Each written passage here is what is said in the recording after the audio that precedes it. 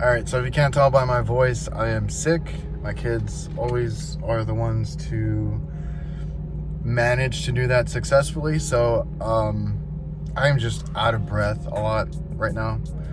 Got to the next call, took a break. They are not leaving me too much information anymore on these emails. It just says it's not working. So we got a walk-in cooler, I believe, at like 45 degrees. I don't know which one it is. So let's go check it out.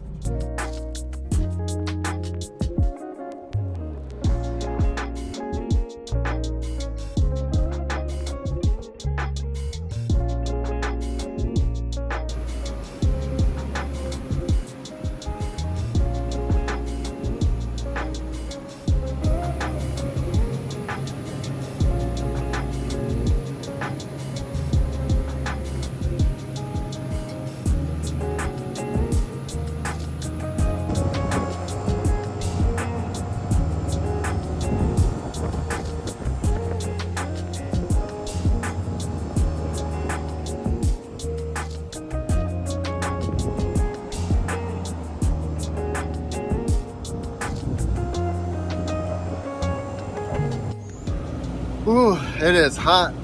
Came up to do a visual inspection. I wouldn't be surprised if it's low on charge, like a leak. It's an older unit. We didn't put this in. It's not like it's been replaced at one point, but it is going up in age right now. Pressure, the digital pressure control is showing 17 psi, so we are pretty low. But I'm gonna start cleaning the coil first and then seeing what it does there. For my pressure, and then go from there and do it like a leak check, a quick one. But I've been all about polyester shirts. I don't have mine today. I just requested a quote from our guy who does amazing shirts, because one of our guys wanted long sleeves, and I think they're gonna come out really dope. So can't wait for that.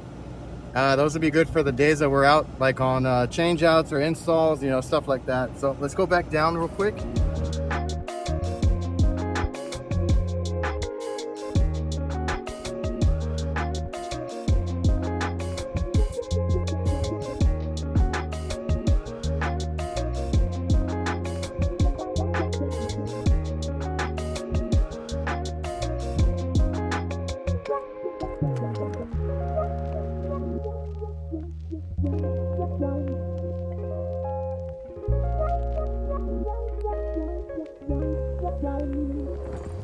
Just remembered who installed these walk-in boxes up here, because there's one, two. They just decided it was better to remove the disconnects. So I forgot. I'm not going back down. So I'm gonna just do a quick check with the leak detector with it on. But if I had to guess, it's probably gonna be in the evaporator.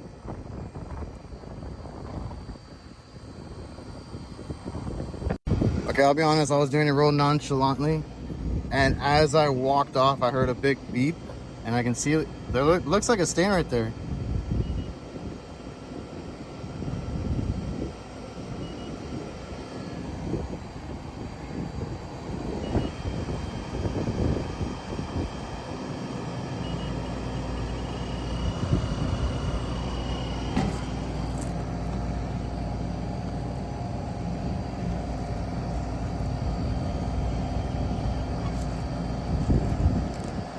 Oh, it's been rubbing out like crazy.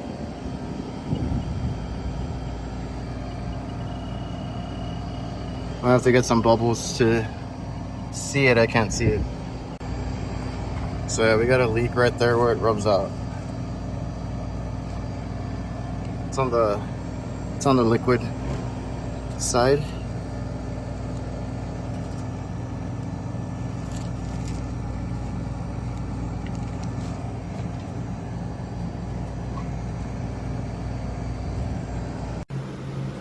So our drain is clogged too. I'm gonna clear that out. But I just noticed I had I had my tools over here.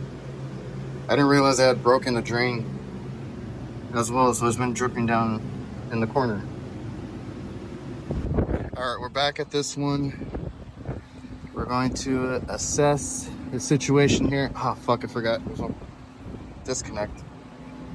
Our leak is over there. All right, not horrible. There's our piece So what I'll do is I'll just cut it out, and then we have so much slack that I can just use my tube expander and make a coupler there to bring them together and cut that piece out. Dryer is not that hard to get to, so I don't even know if there's any refrigerant in here actually. I'll check right now, but we'll close this off and cut our dryer out, put it back here, and then just make sure we don't have any other rub outs, and we'll be good. I gotta insulate the line too, so it doesn't. We'll insulate. I took off some of it. We'll insulate this. I don't have the right size, but we'll work with what we got to prevent a rub out here, at least coming through the roof.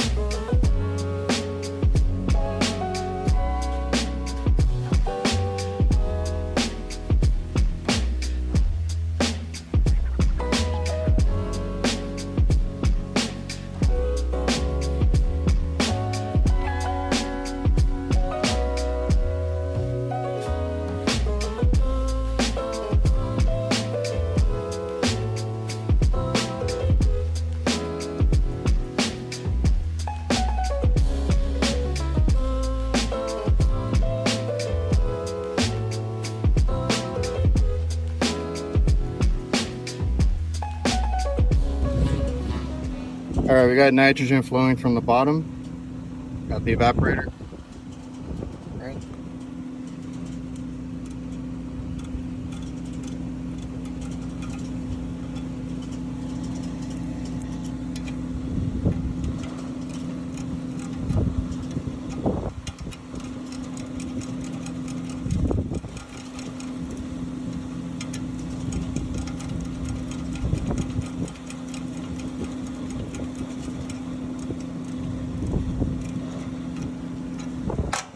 So we got it, close off the valve. We just have it here.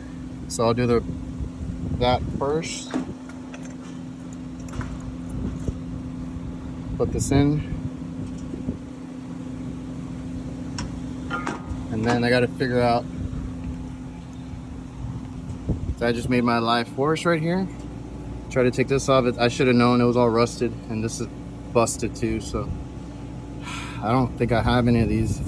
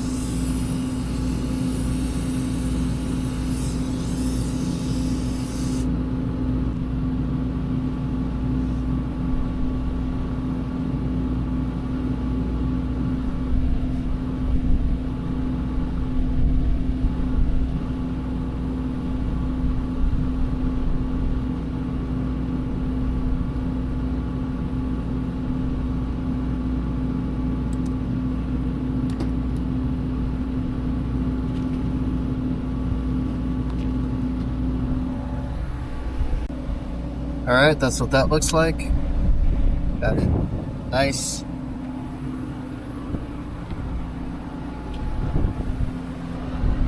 Burnt the paint a little bit. That's how you know you got it.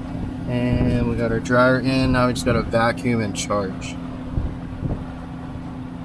I'll see if we have any issues with this right now. All right, so I'm gonna make this quick because I need to turn my air back on. I feel like shit today. And of course, that rusted out rotor lock service valve, I shouldn't have even touched it. It just broke. I'm gonna see. I didn't have any leaks when we had nitrogen going through. So hopefully there's nothing that I have to worry about. Maybe just silicone. Silicone the end that's open. But as long as the valve was closed, I don't have to worry about that. It does have a pressure control on the other side. So hopefully that stays intact. And all we did is I put a micron gauge up by the receiver because this thing, I don't know if I mentioned it, but when I got here, it's basically flat. It had like 20 psi. I'm gonna be honest, and we'll see if the keyboard warriors want to come out. But what I probably should have done, just to make it easier on myself and not break anything and cause a headache, is I should have just gone up there, no nitro, no. Well, I guess I could have done the nitro still, but just gone up and gone over that hole. Not replace the dryer, not deal with anything. Look, maybe I saw the rusted out valve and be like, nope, not gonna touch it. Solder it over and then come back down and just charge it up, because what are you gonna do? So we're gonna, they're gonna need a new rotor lock. I don't know if the compressor fitting is damaged too, because getting those off, if they're rusted, can cause damage. So micron gauge on the roof, a vacuum in the evaporator, got our field piece set up all the way through, cordless NavVac pump, and then I already checked, and because I can check it wirelessly with the field piece gauge, we're already at 8,000 microns. So if I can pull that thing down under 1,000, I'll be happy, I'll be set. We'll add Freon, we'll just check for leaks, make sure it drops temp, all that, and we'll be good. So, you know, it is what it is. All right, so strike a pressure test. Now, whenever I don't, or I skip one, because I'm pretty confident, and, you know, I've been doing this for so long, every now and then I'll skip it, right? I don't always want to do a pressure test. Do as I say, not as I do. You should always do a pressure test. You should always change your dryer, so on and so forth. You should always flow nitrogen. But whenever I do try to do it and be the right, you know, kind of tech, I can't. So I went to go shut off breakers for the walk-in cooler. They are labeled. I turned off the breaker, and let me tell you what, I had my AirPods on, but I have the transparency setting right. I can hear everything around me. That's not an issue. I turned them off, and I heard this big, like, woof, like, other stuff turned off, right? And I'm like, well, maybe it was just the fans, the compressor, or something powering down. Then I heard yelling. Then I'm like, oh, shit. I turn around, and I'm like, what's up? What happened? And they're like, we lost all the power in the front. I'm like, no way. So I went and turned it back on. I was like, this is a chicken cooler breaker. Bam, turned it back on. All the power came back on. And let me tell you, hoods, lights, fryers, like computers, I shut down half the store. So at some point, all this stuff got tied in together, and we were not the ones that replaced this. I want to say they only replaced the condenser. We did not replace it. So they have two coolers that were replaced on top, at least. And they hardwired them in. There's no disconnect. I can't do anything. I have to go down and turn off the breaker. For the other one, I was able to, the breaker's fine, because I've worked on it before. Now this one, I don't think I've ever really worked on it.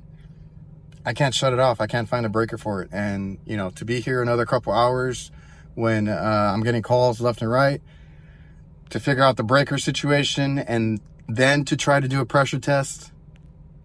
This is like real world HVAC, ladies and gentlemen. So can't turn off the breaker, can't shut off the power. So guess what? And then there's other, I know I could go up and start removing live wires to, you know, cut off the power, or remove the contactor coils, whatever. Like, I could do all that, and I could cause a short and cause something else. So I'm just gonna skip it. We're vacuuming next, and then going on from there.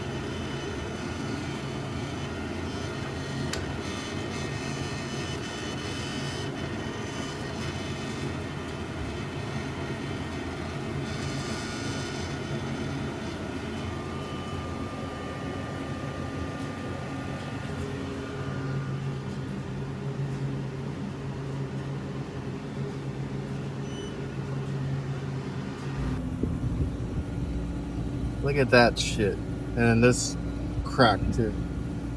So that's useless. But no leaks. I think we'll be good.